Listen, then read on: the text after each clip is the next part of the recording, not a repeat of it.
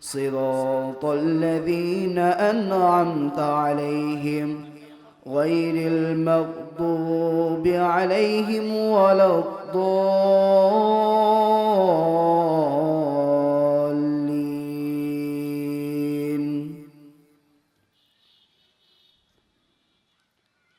তোমাকে ডাকি যদি একবার আল্লাহ আমাকে কাছে টানো বারবার তোমাকে ডাকি যদি একবার আল্লাহ আমাকে কাছে টানো বারবার যদি পথ ভুলে যায় আমাকে দিয়ে উঠায় যদি পথ ভুলে যায় আমাকে দিয়ে উঠায় দিও দিও নিশা এতটুকু আবদার আল্লাহ আমাকে কাছে টানো বারবার তোমাকে ডাকি যদি একবার আল্লাহ আমাকে কাছে টানো বারবার যদি পথ ভুলে যায় আমাকে দিয়ে উঠায় যদি পথ ভুলে যায় আমাকে দিয়ে উঠায় নিশা দিও এতটুকু আবদার আল্লাহ আমাকে কাছে টানো বারবার সবাই বলি মারহাবা اللهم صل على محمد وعلى آل محمد كما صليت على إبراهيم وعلى آل إبراهيم إنك حميد مجيد اللهم بارك على محمد وعلى آل محمد كما باركت على إبراهيم وعلى آل إبراهيم إنك حميد مجيد আল্লাহ সুবহানাহু ওয়া তাআলা এই রঙিন পৃথিবী দেখিয়েছেন জিনার উসিলা করিয়া আল্লাহ রাব্বুল আলামিন আমাকে আপনাকে মায়ের গর্ভ দান করেছেন পয়দা করেছেন ওই নবীর প্রতি দুরূদ ও সালাম বর্ষিত হোক সাল্লাল্লাহু আলাইহি ওয়াসাল্লাম সম্মানিত মুহতারাম হাজিরিন কিতাবের মুসান্নিফ বলতেন রাহে নাজাতের কিতাবের মুসান্নিফ বলতেন আয় আজিজু সমঝো তুম ইস বাত কো কে মুসলমান হোনা বড়ই নিয়ামত হয় হে প্রিয় বুঝো তুমি এই কথাটা বড় মুসলমান হওয়া বড় নিয়ামত মুসলমান হওয়া বড় নিয়ামত এর থেকে বড় নিয়ামত আল্লাহ রাব্বুল আলামিন কোনো কিছু দিতে পারছে এর থেকে বড় নিয়ামত আমার জানা মতে আছে কিনা আমি জানি না কত বড় নিয়ামত একটু চিন্তা করুন ফিকির করুন যে আপনি মুসলমান ঘরে পয়দা হয়েছেন আল্লাহ রাব্বুল আলামিন আপনার প্রতি কত অনুগ্রহ করেছেন দয়া করেছেন মায়া করেছেন আজকে দয়া করার কারণে মায়া করার কারণে আল্লাহ সুবহানাহু ওয়া তাআলা আপনাকে মুসলমান ঘরে পয়দা দিয়েছেন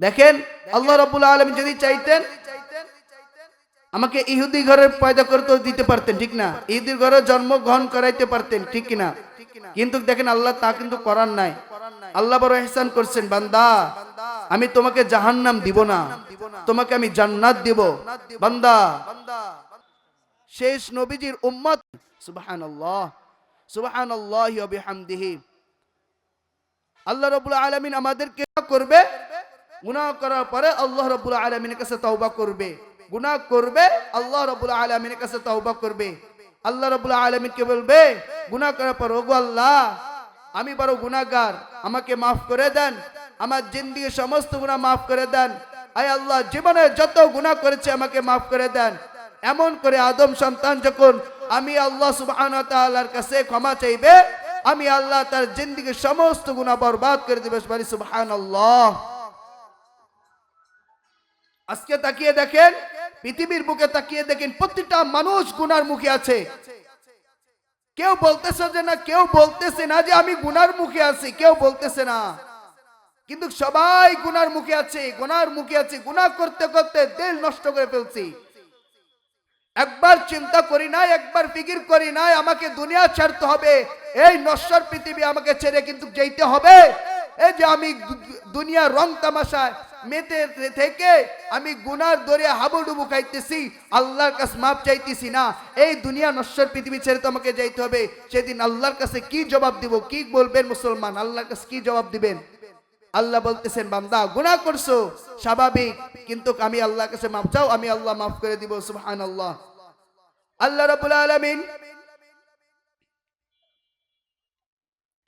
আল্লাহ রাব্বুল আলামিন পবিত্র কোরআন কারীমের মধ্যে বলেন, ফাকুলতুস্তাগফিরু রাব্বাকুম ইন্নাহু কানা গফফারা। আল্লাহ রাব্বুল আলামিন কত মায়া করে বলে, বান্দা,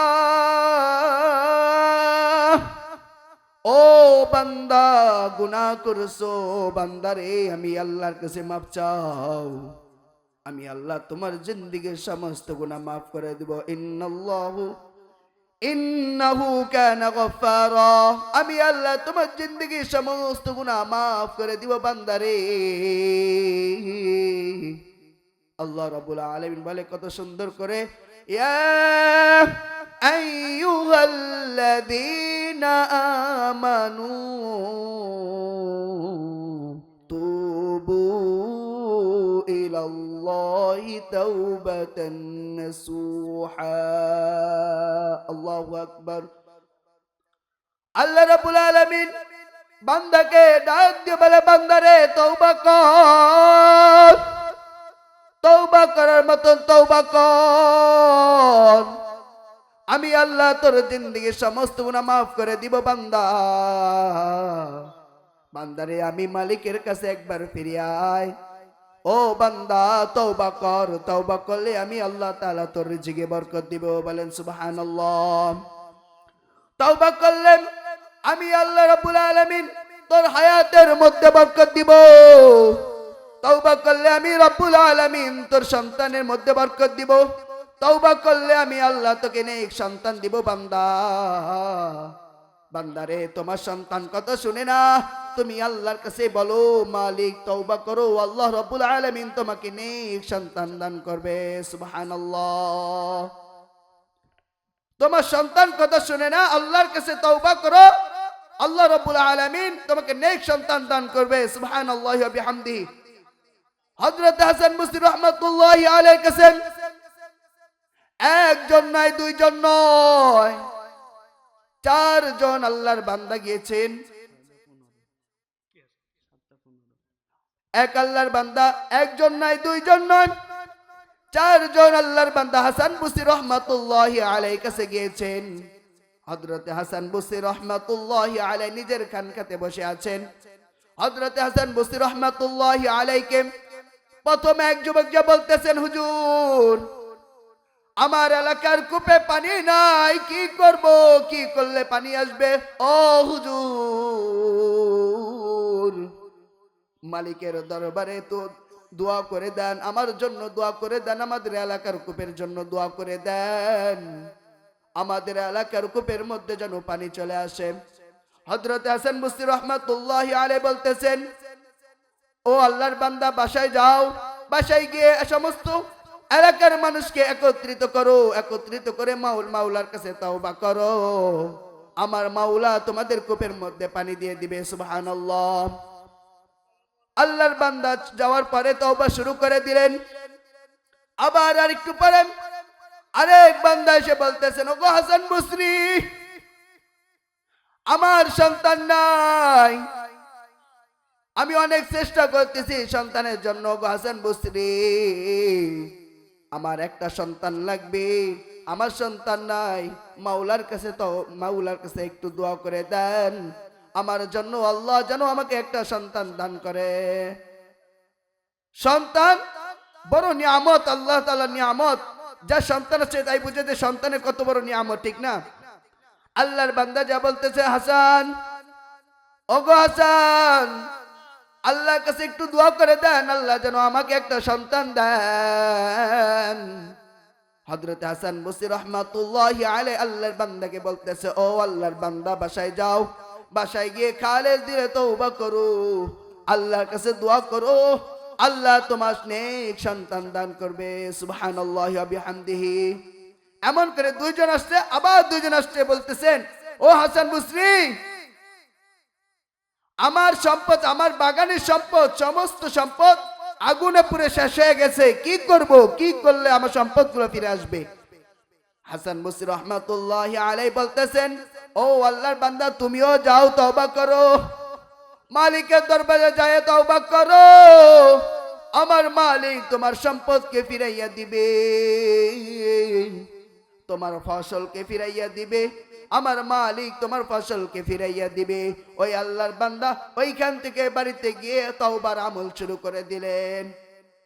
এমন করে তিনজন, আরেকজন আল্লাহর বান্দা এসে বলতেছেন, হাসান বসরি, আমার মাল নাই, আমার সম্পদ হারিয়ে গেছে, কি করব, একটু আল্লাহকে দোয়া করো না, আল্লাহ যেন আমার সম্পদটা দিয়ে দেয়।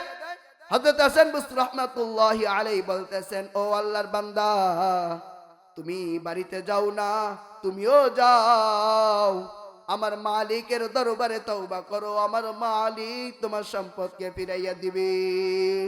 সুবহানাল্লাহি ওয়া বিহামদিহি। সম্মানিত মুহতারাম হাজিরিন, একটাই কথা বুঝাতে চাচ্ছিলাম, তওবার আমল করুন, আল্লাহকে ডাকুন, তওবা করুন, বান্দারে তোমার জিন্দেগীর সমস্ত গুনাহকে আল্লাহ মাফ করে দিবে। তওবা করুন, তওবা করুন, খালেস দিলে তওবা করুন, আমার মালিক তোমার জিন্দেগীর সমস্ত গুনাহকে মাফ করে দিবে। বান্দারে খালেস দিলে তওবা করো। বান্দা গোরস্থানের দিকে তাকাইয়া দেখো, কত মাইয়া ছুঁয়ে আছে, কত যুবক ছুঁয়ে আছে, কত যুবতী ছুঁয়ে আছে, কত নওজোয়ান বান্দা শুয়ে আছে, তাদের দিকে অনুসরণ করো, তোমাকে কিন্তু একদিন নশ্বর পৃথিবী ছাড়তে হবে রে। মালিকের দরবারে কি জবাব দিবা? তওবা ছাড়া যাইও না, তওবা ছাড়া যাইও না, জিন্দেগি বরবাদ হয়ে যাবে, আমার মালিক ছাড় দিবে না। তওবা ছাড়া বান্দা যাইও না, আমার মালিক কিন্তু ছাড় দিবে না বান্দারে। এই জন্য খালেস দিলে তওবা করো, আসো ইসলামের পথে ফিরে আসো, আল্লাহর পথে ফিরে আসো, ইসলামের পথে ফিরে আসো, তওবা করো, মালিকের দরবারে তওবা করে খাস আল্লাহর বান্দা হয়ে যাও। সুবহানাল্লাহ। কত যুবক, শত শত যুবক দুনিয়াতে চলে যাইতেছে, একটু খেয়াল করে দেখেন, কত যুবক অ্যাক্সিডেন্ট হয়ে চলে যাইতেছে, কত রকমের যুবকগুলো চলে যাইতেছে, কত নিউজ আসতেছে ফেসবুকে যে আজকে অ্যাক্সিডেন্ট, কালকে অ্যাক্সিডেন্ট, তারপরের দিন অ্যাক্সিডেন্ট, কত অ্যাক্সিডেন্ট, কত মানুষ না তওবা ব্যতীত দুনিয়াতে চলে যাইতেছে। আহা, তওবা করুন বান্দা, তওবা করে ফিরে আসুন, ইস্তেগফার পাঠ করুন। ইস্তেগফার পাঠ করলে আমার রব্বুল আলামিন আপনার সমস্ত জীবনে বরকত দিবে।